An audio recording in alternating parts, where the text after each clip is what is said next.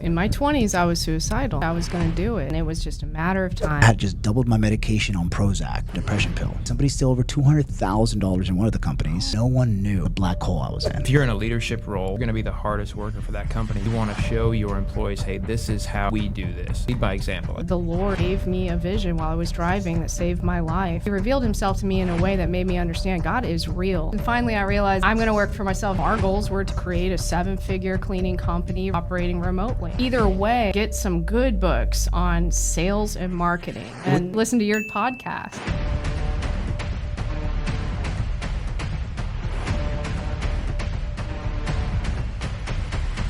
Hey guys, and welcome back to Level Up Podcast. Look guys, we have a phenomenal interview for you guys. I'm here with Seth and Mary. They're going to be talking about marriage. They're going to be talking about faith. They're going to be talking about how you as a beginner, guys, even if you don't have an idea to start a business, they're going to actually help you out with the ideas on this interview.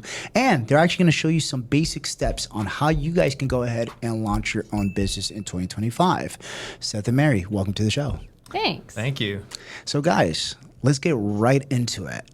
You guys are married. You guys have kids. You guys have ran a total of 5 businesses, sold a business. Now you're getting into the online game. Okay. Where do you guys get the mindset to do all this? Well, it comes from a lot of self-education, reading a lot of books over the years. I heard Dave Ramsey say a long time ago, if you want to get ahead and make money, learn sales, learn marketing. And so years ago, when I became a single mom with 3 kids after my first marriage, I started reading books. And I am an avid reader. I'm always reading about business and marketing and always learning. I love that. I love that. And what exactly inspired you to actually start reading books about business? Well, it was the Dave Ramsey quote, and that I took literally. And I have to say, at the first marriage I was in was a bad marriage. It was an abusive marriage. I had to get out of it. I had to make enough money to get out of that situation with my 3 kids. Yeah. And at the time, I was running a pet sitting business.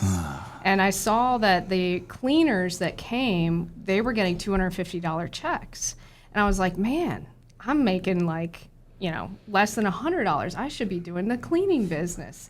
So I was like, you know what? I can do this. All I have to do is learn the SEO and the website, and then I'll be competing with the top competitors in Gainesville, Florida, which is where I was at the time. So I knew it was just read the right books, and then I could make more money. And so that's what I did. And that was started in, I think it was 2008. I started my first cleaning company. I was a single mom in that cleaning company right after I divorced that ex-husband, and ran it for about 6 years, and just thought, if I'm going to get better and I'm going to make more money, I'm going to be reading these books on business and then make that like my part-time hobby. So. I love that. My mom was a single mom. I was raised by a single mom. So mad respect to you. I know it's hard. Yeah. I've seen it, right? My mom, she used to, I always tell people I was a latchkey kid. Watch movies. If you guys don't know what a latchkey kid is, it's an old school millennial saying, but it's basically, we didn't hire a babysitter. I was watching movies as a kid because my mom was at work, working as a maid at the Four Seasons, trying to make ends meet. Right. And I totally respect her for it because she came to this country with literally $100. Insane, right? So she was able to live her version of the American dream, help me with my core values and faith and all that, and really pushed me, right? Pushed me to where I'm at today. So with that being said, Seth, how you doing, my man? I'm doing good. Thanks for having us out today. No, absolutely, brother. So I know Mary started a couple businesses, but you did too, right? I did. I started when I was 15. I actually started push mowing neighbors' yards, push mowing my own yard, at the time, and then push mowing neighbors' yards.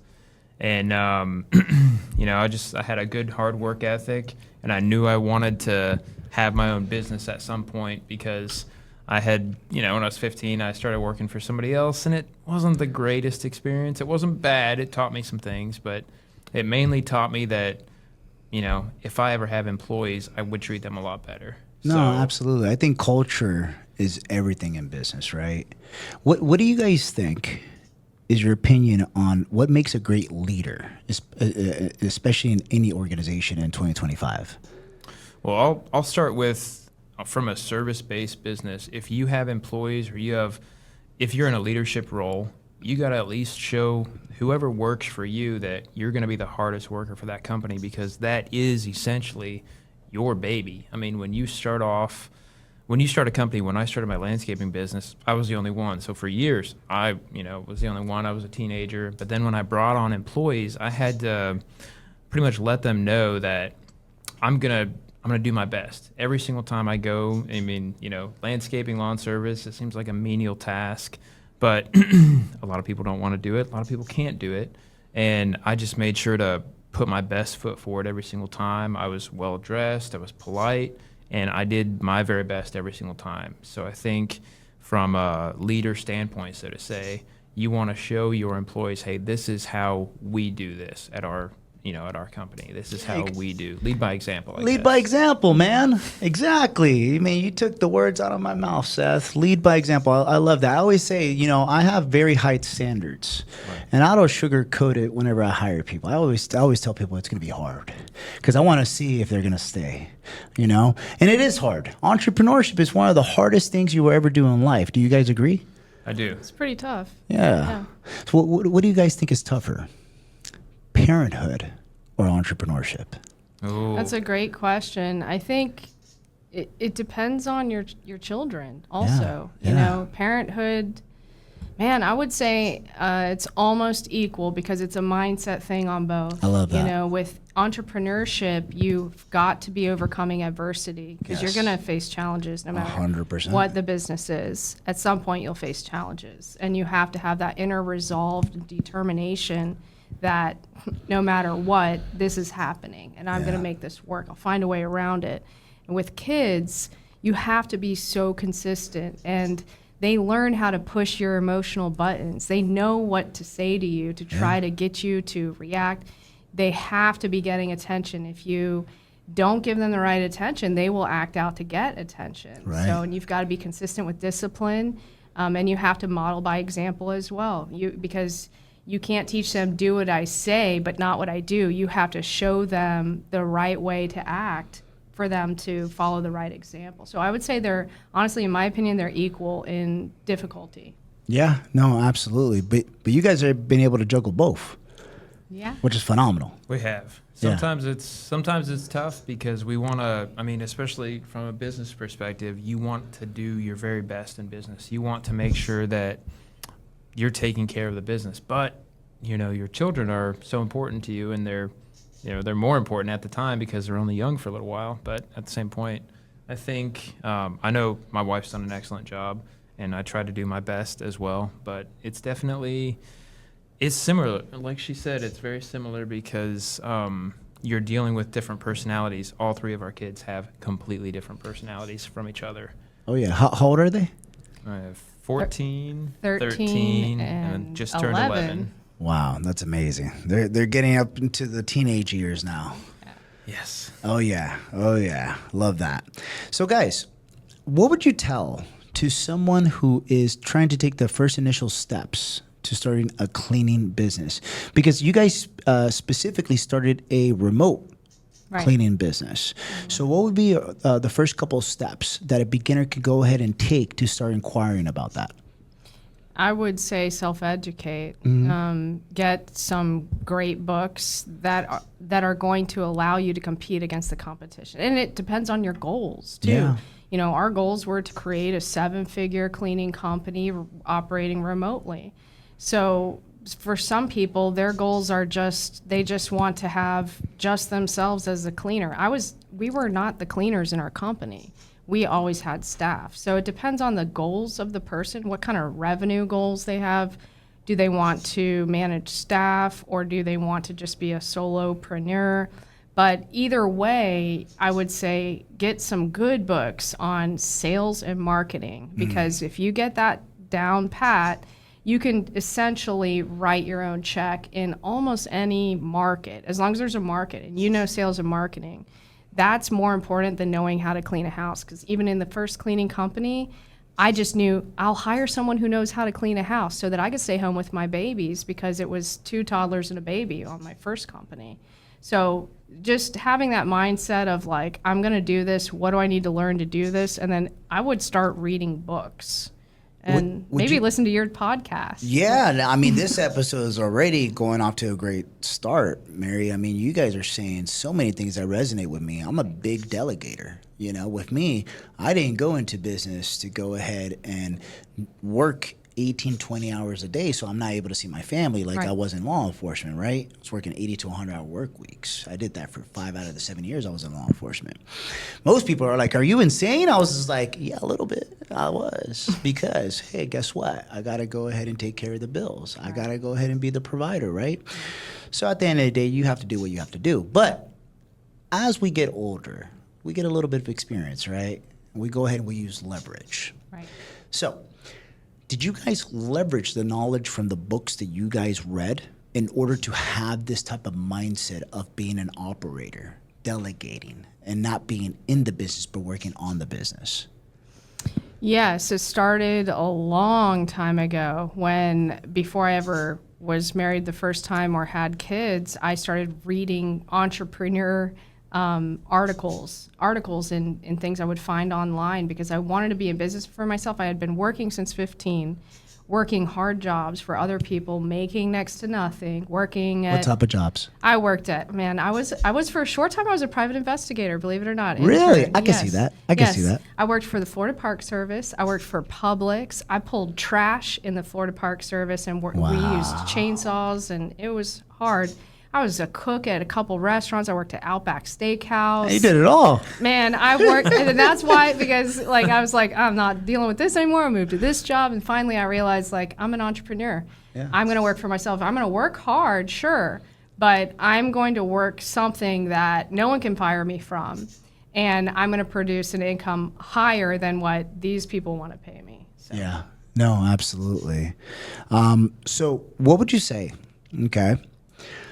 Is the hardest aspect of starting up a company like you guys did? I mean, you guys started the company, the remote cleaning company, and then you grew it.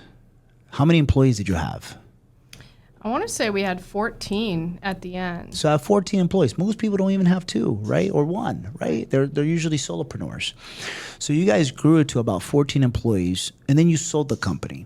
So what was the hardest aspect of, I guess, the journey from starting a cleaning company remotely to then selling it? What would you guys say? For me, pretty much we knew that we wanted to start a cleaning company. We knew that we wanted to do it remote. So those were easy ideas, or those were easy steps for us. But I guess for somebody else is knowing which company to start. Yeah. Knowing a lot of people want to do something they're going to be great at. And sometimes that's not always the best business model because, and as you mentioned in another podcast, sometimes there's a lot of competition in that specific field. So for a lot of people, I think it's going to be narrowing down which field they want to specifically start a business in. And then taking the first steps. One thing you said before is that you're big on mindset, and so am I. I'm always, if you have a positive mindset, and I say this, in our podcast as well. I guess I'm not supposed to name drop, but You can name drop. Go ahead, man. They got a podcast. It's phenomenal. They just launched it, guys. Tune in. Thank you. Thank you.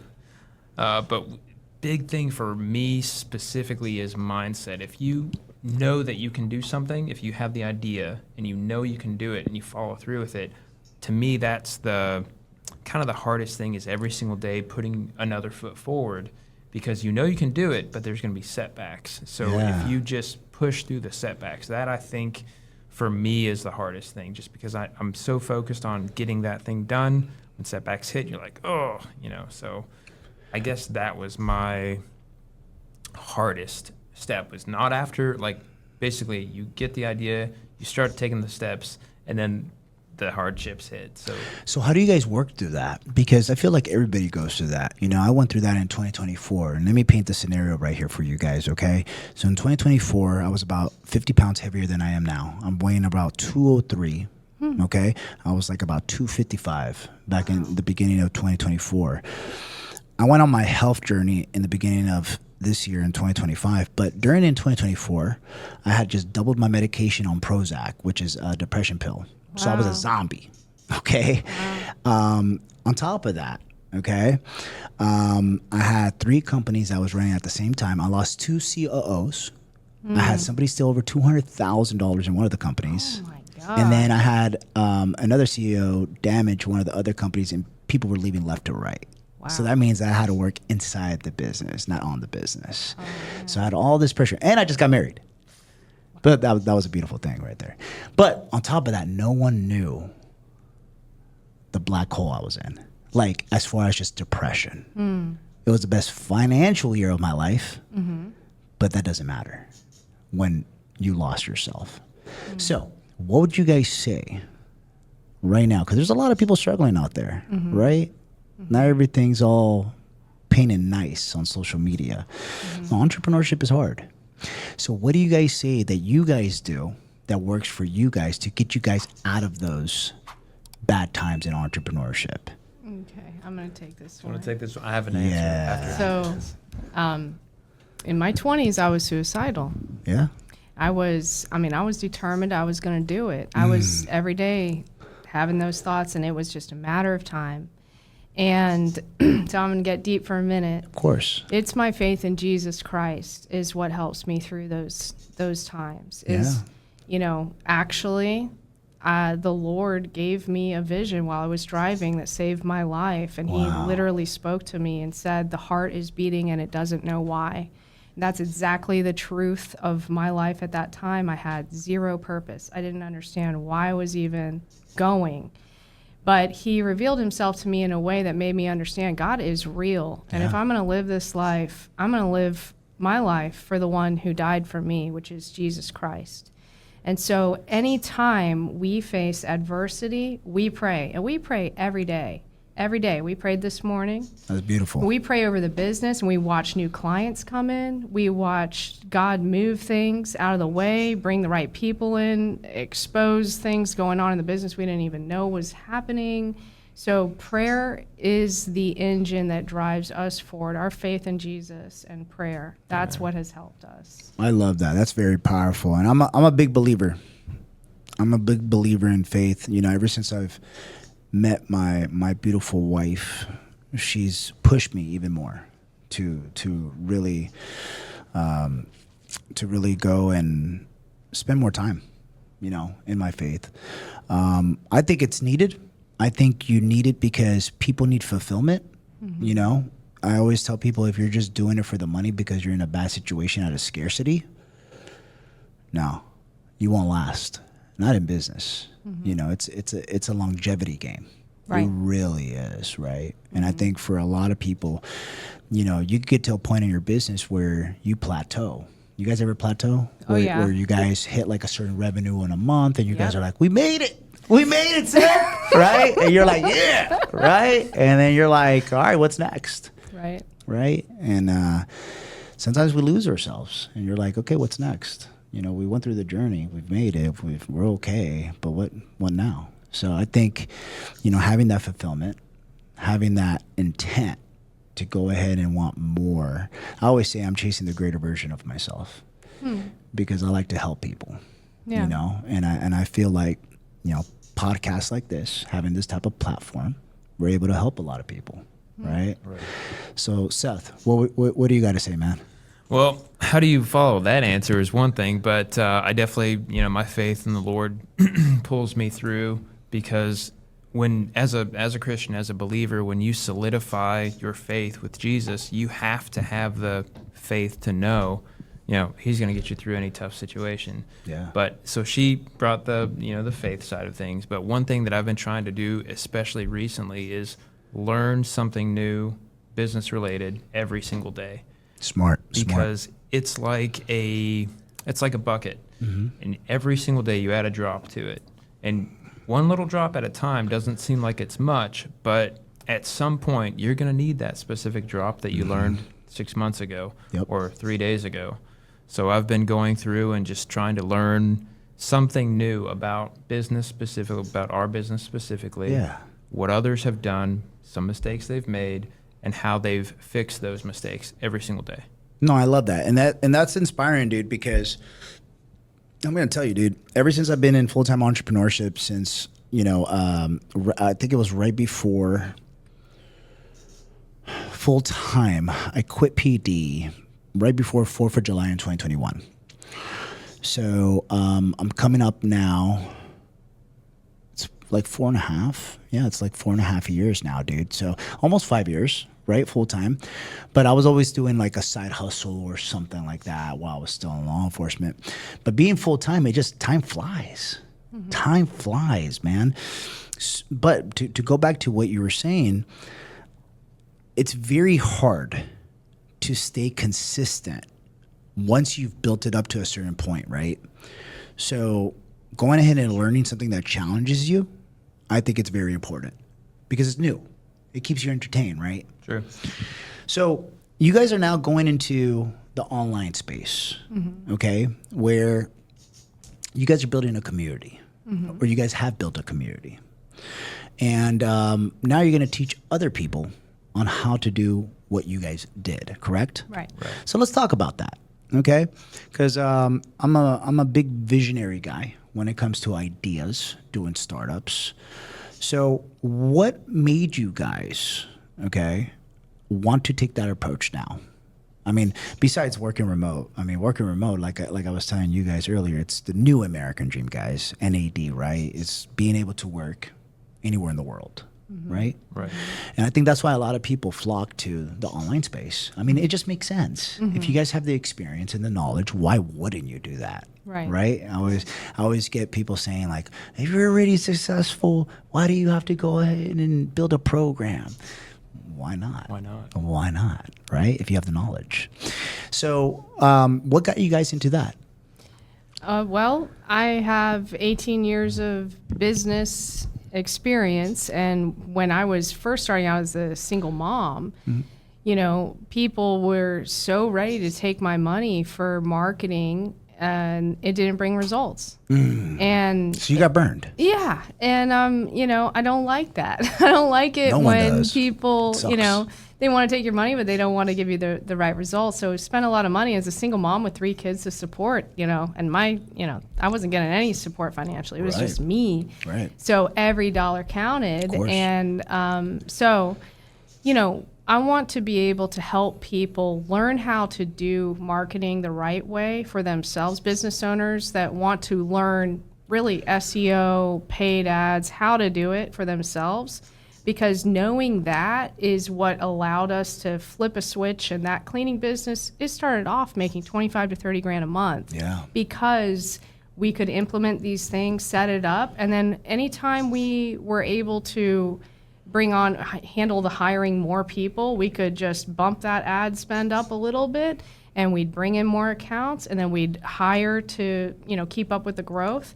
And if we were kind of like, okay, we got to handle these new hires now, we could tune it down just a notch. So we could turn it up and turn it down, and we knew how to do it. So no one was controlling it anymore but us. And I think that's a valuable, powerful skill set for business owners, because once you know how to do it, you're not at the mercy anymore of an ad agency doing it for you. You don't know what's happening with your money, and you just are, going off what they're telling you. And there are some good, companies out there, but there's also a lot of scammers out there. So there's a lot of people that, took a program and they haven't got their feet wet, and they're painting this grand picture of, hey, we're going to get your results. We're going to do this. But realistically, it's probably a one-man team or one-woman team or whatever it is. And they don't know what they're doing. Right. Right? And you're taking that risk. Yeah. You're taking that risk.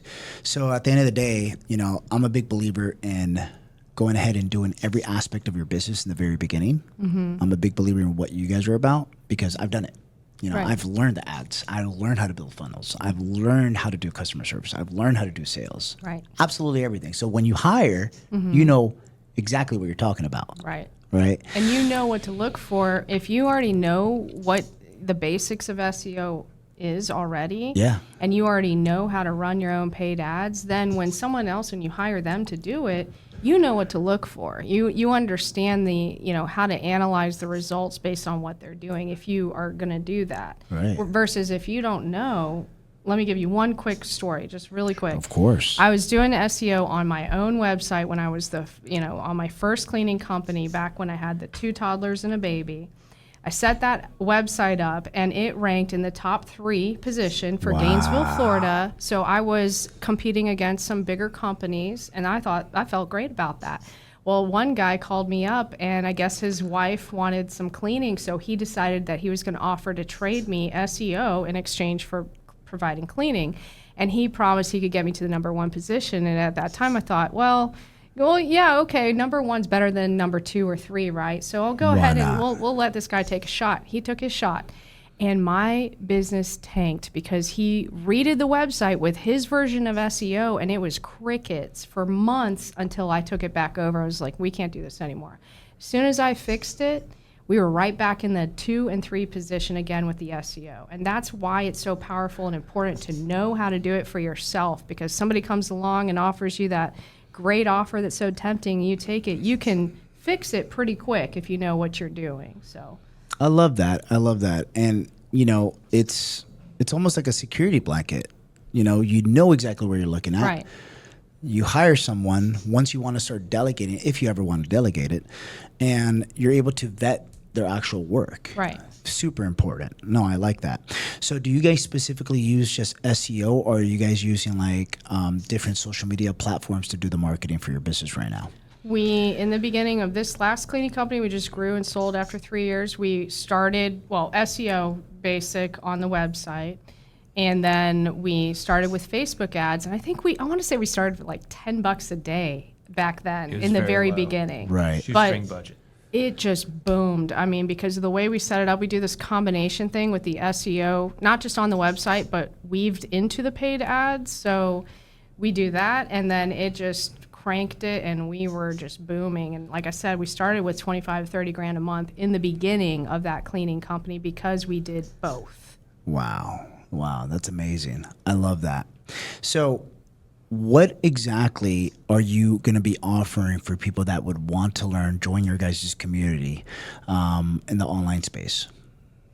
We're going to be offering a lot, actually, from startup to the steps to, essentially take your business off the ground. Mm-hmm. So obviously everyone's going to have an idea. So you have to have an idea of what you would like to do, but we can even assist in, doing some idea gifting basically, but basically just taking the business that you currently have to the next level, and then the next level after that. And then if we can, work with somebody long enough, the next level after that, basically see what their goals are mm-hmm. and get them to that level. Do they already have to have the business already going? Like, does it have to be like an established business, or can it be somebody that's just like, dude, I just want to break into like the online space possibly, and I'm still looking for an idea? What would you say? It can definitely be both, because we actually have some free material on how to even start an LLC. Oh, nice. How to get into the business space, mm-hmm. and then from there grow your business. You could start from just an idea and then take that idea to reality, or you could start from already having an existing business and you want to get to that next level, whatever the person's goal is. Or we could start with a business that already has an existing level. They're hitting a plateau. They're just not sure how to, fine tune their business to get to the next level, or that plateau, that glass ceiling that they're seeing. Yeah, absolutely. What's your guys' vision for the next 2 years? What are some milestones and goals that you guys are trying to accomplish now? So we want to work closely with about 500 entrepreneurs per year. Mm-hmm.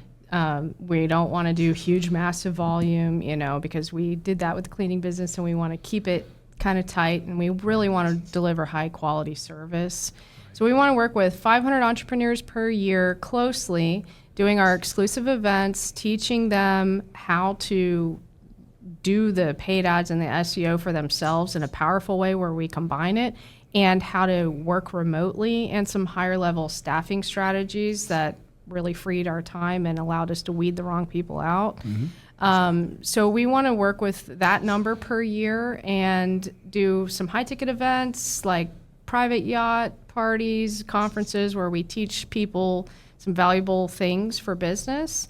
And we'll still be doing the webinars for people who just want to learn, on a lower price point. I think we're going to do, it's either going to be $7 or even free maybe, to help people just kind of learn some basics. Mm-hmm. And then if some people want to do like a VIP day with us, we'll come in to their business for the day and actually set everything up for them if they would like that. That's very cool. So almost like a done with you, done for you concept. Right. A lot of people are going to buy into that. I know that for a fact. People just don't have time. Right. They just don't have time. That's like the biggest objection nowadays because everybody's working. Right. Yeah. I always tell this story, but essentially when I started in digital marketing, the first ad that I saw was from two marketers, Russell Brunson and Dan Henry. I ended up getting both their books. I read their books for hours. I was just like astonished with what I was reading. And then I ended up buying a $10,000 program. And I didn't know what I bought, but I was just like, I'm going to try it. And I signed the card, put it on 2 credit cards. And I was just like, if I don't make this $10,000 back, it's on me. I just took extreme ownership. It was going to work or it was going to work. Right. Well, then I call it 6 months of trial and error. And by the 4th month, I made my first $1,000. And I was like, this is pretty cool. And then I made $3,000. And then just kept going up and up until finally, on the day of my mother's birthday, January 15th in 2021, I was still a detective. I would go home, do the marketing, do the prospecting, do the logistics, copywriting, everything. Go to the gym for 1 hour, sleep 3 to 5 hours for 6 months straight. Wow. But because I was so excited of this opportunity, I was so excited. Like I was pumped to wake up. Like, you guys ever get that feeling? Yeah, absolutely. Oh yeah, right? I feel like almost every single entrepreneur, as you're building it, right, you get that feeling, right? You're so excited you can't even sleep. But on my mother's birthday, January 15, 2021, I remember I put my first high ticket offer and I sold it right on the spot. It was a 15-minute conversation. I didn't even have anything written down. Remember, I was talking to a military veteran from the Navy. And at that time, I wanted to teach people how to start their own automated teller machine business, ATMs. That was my first side hustle. That made me financially free. So 2 days ago, I had talked to 2 different vendors. One vendor that was going to provide me with the actual machines and the network. And the second vendor was source locations. But I didn't put a package together yet. But on the spot, I go ahead and he's like, so what do you got? This is not just going to be a course, right? I don't need information. I need a business. So on the spot, I don't know what it was, guys, but I go, okay, this is what I got for you. I'm going to provide you the machine. I'm going to provide you the location. I'm going to provide you the network, and I'm going to train you to do to install it. And the guy said, everything? The machine too? I was like, yes. Okay, how much? At that time, my overhead expenses was around $2,500 for all of that. I didn't even know the price. And I was just like, $6,500? And then the guy goes, okay, what next? I didn't even know what to do at that point. I was like, what card do you have? It's like Visa. So then I took the payment. And I knew at that moment, my life was dramatically going to change. And I had that gut feeling. You know when you have that feeling where it just feels right. You know, you're like, this is going to work out. I don't know if it was just my faith. I don't know if it was my intuition. I don't know. But I knew it was going to work out. I had the level of confidence where I called those 2 vendors and I told them, next month, guys, I guarantee you 30 clients. And we surpassed that. We had like 60 clients. And then it just grew and grew. And then within 3 months from that day, I left because I couldn't do both. I couldn't do both as much as I tried, right? Because law enforcement fulfilled me. I loved law enforcement. I still do. I back the blue. But at the end of the day, you know, everybody has their journey. Right. I love your guys' story. I think it's phenomenal. Thanks. So if we have people here that wanted to ask you guys, let's say we have a lot of married couples, power couples, what would be some suggestions and word of advice from a married power couple like your guys' self that you would give to other power couples about starting their first business together? I'm gonna What let are you some go what are some basically some advice, things to avoid, good and bad?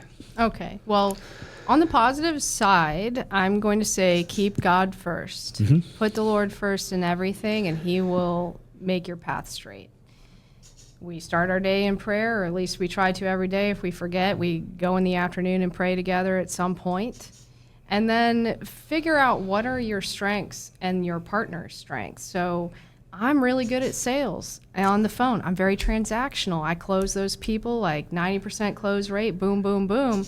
But I tend to be introverted. I'm very analytical. Seth, on the other hand, is very relational with people. He is better to manage staff because he is not going to be as intolerant, impatient, or fast-paced. And I hate to say that there's some flaws or weaknesses in me, but I'm a human being, and so I think that's good. Yeah, I think a lot of great leaders, you're able to be very transparent with yourself and know what your weaknesses are, Right. and know what your strengths are. Like my strength, like I said, visionary guy. I'm a marketing guy, right, but I know that I can delegate sales. I know I could delegate the finances. I know I could delegate operations fulfillment because I'm not good at that. right, Right? exactly. So, yeah. So Seth is great at staff engagement. I mean, he was able to really get our staff to perform at a level I was never able to get previously when I did it on my own, my first cleaning company.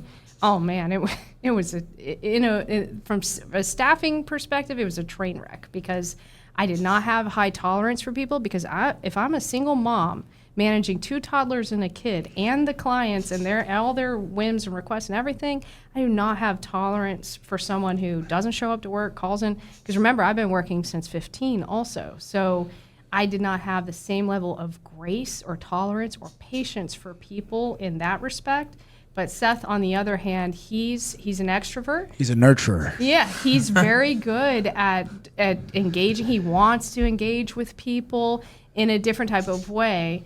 And so he was able to keep the staff growing, to keep up with the growth of the business, and really engage and get those workers to care because they gave their best. They were so loyal to us. Even when they were offered jobs by our clients, they wouldn't take it. The clients would call and be like, "Hey, I don't know, you must be great bosses because your worker won't even take money from me and come," because Seth always made them feel valued and important. And so knowing what your partner's strengths are and then leaning into whatever your strength is and letting them lean into theirs and keeping that balance. That's what I would say. It's key. It's key. You gotta learn as a leader of an organization or leaders as an organization to really value your employees. And I think it goes back to your story, dude, of your first job, right? True.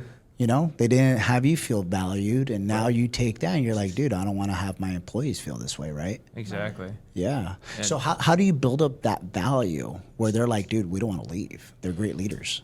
To be honest with you, it's a lot of it, I think, is just treating people how you want to be treated and knowing how if you've worked for somebody in the past, if they didn't treat you great, knowing that you don't ever want to devalue somebody like that. You really place an emphasis on it, but more so than just connecting with the person, just maybe even a text message or a call.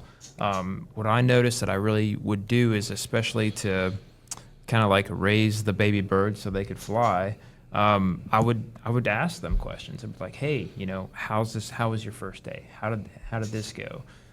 You were training with so-and-so. How did that day of training go? Is there anything that basically you would change? And then every single time that somebody gave me any type of feedback, if it was, obviously positive feedback is great, but almost negative feedback is better when you're trying to train somebody because you want to know how you can make that experience better for the next person. Yeah. Especially in a service-based business where the client, the customer, you're trying to gain 110% with them. Not 85, not 75, not even 95. You want them to have an excellent experience. If you're hiring staff that doesn't have a high enough expectation, they're not going to do a good enough job. Yeah. So from a perspective of valuing the person individually and then just getting feedback from them, I thought that was pretty simple. And when I had my previous business, my landscaping lawn service business, I learned a bunch. I mean, I learned a ton. I had that business for about 9 years. from start to finish, and I ended up selling the company. But I made sure when I sold that company that each one of my staff members either had another job or were going to stay with the company. And, because I valued them, I put that value into them, and I believe that I've kept that throughout the rest of my life. And even as Mary was saying, we had staff members that people would directly try to contact them and say, hey, come work for me, I'll pay you this amount. And they'd be like, no, you can contact Mary and Seth.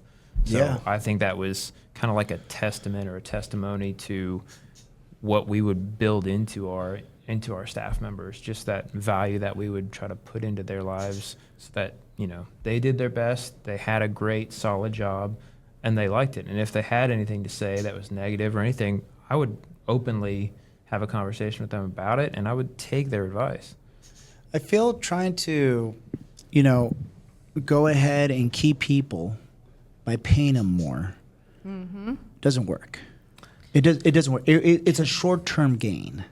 Well, Because people, they want to work with people that they like, and they see the vision, and they Right. see long-term, right? So the reason why I say that in your guys' situation is because you had somebody offer money to your guys' employees, and they denied it because they have that loyalty to you guys, right? Somebody who's just looking for a quick buck, they would have easily taken it, right? I think it's key. What do you guys think about that?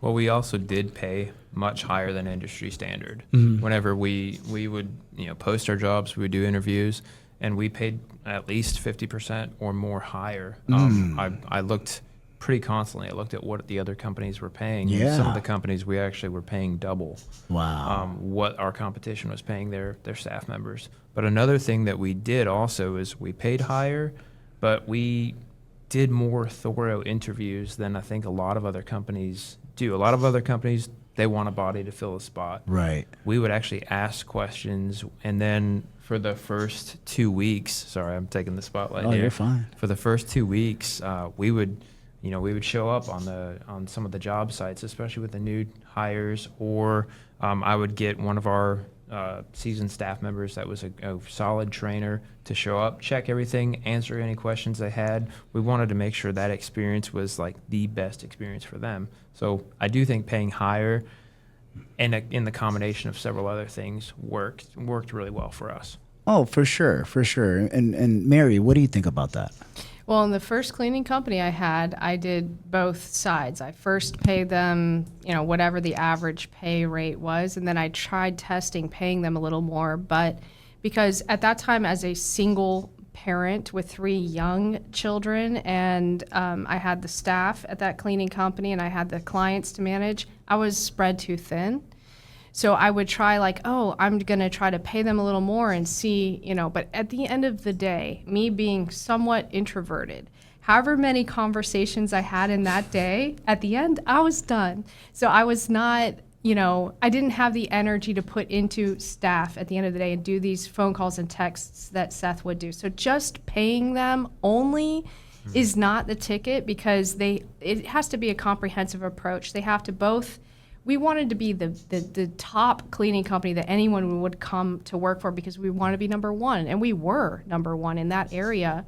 But at the end of the day, you've got to both treat them right and pay them well. So your actions and your words both have to match up. Otherwise, it's there's a disconnect there. Oh, they're paying me good, but they're not talking to me. Right. Right? Yeah. So it has to be both, I think, and that's where you're going to get the cream of the crop of staff for your company. I love that. I love that. I mean, that's so much knowledge from experienced operators like your guys' self.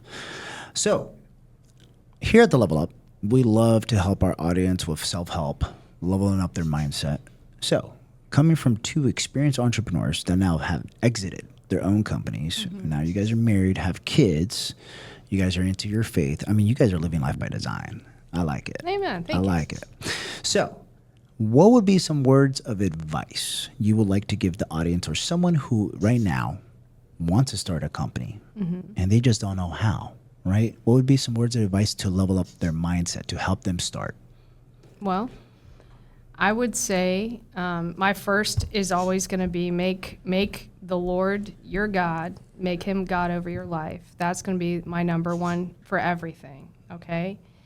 And then I'm going to say, what are the dreams deep in your heart that you think are unachievable or you just buried away because you just thought there's no way? You know, somebody said like the richest place in the world is the graveyard because that's where so many dreams die. You have a dream in your heart somewhere. Figure out really what is that? I mean, I have a dream that's huge, and that's our massive purpose for business is we want to see stadium revivals in America, and I want to fund them ourselves and never ask people for donations. That's going to cost millions of dollars. That's the why behind this business now. And to get to the level we want to be at and maintain that level is because we want to do these massive crusades in America that we want to pay for. So we want to have the freedom to say what we want to say and not be at the dime whim of anyone else. So if you're listening right now and you have a dream, I would say figure out what is that dream you buried somewhere deep down. Figure out what that is and get crystal clear, and don't listen to the conversation in your head of you will never do that or you can't do that.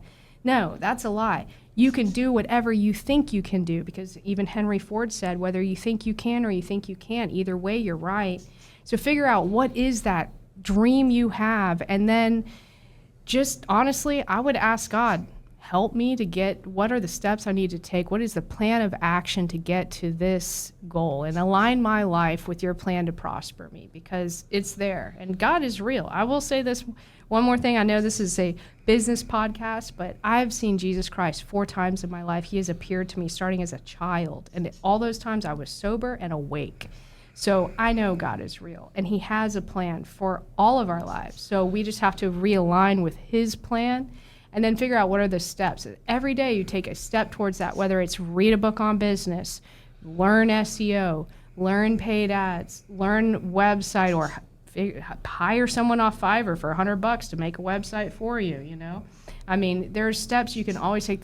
It's Dan Kennedy that said there's always something you can do in business. There's always something you can do. So that's what I would say. Love that. Seth, what do you got?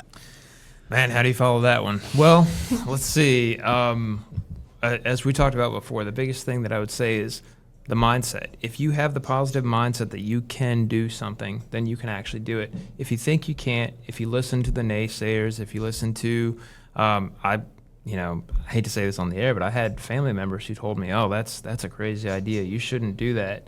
And when I was, I want to say it was my what would have been my first year of college, I was making like 5 times what somebody graduating from college was making, and I was 18 years old. And so a lot of that is, a lot of people want the security and the safety of having a 9-to-5 job.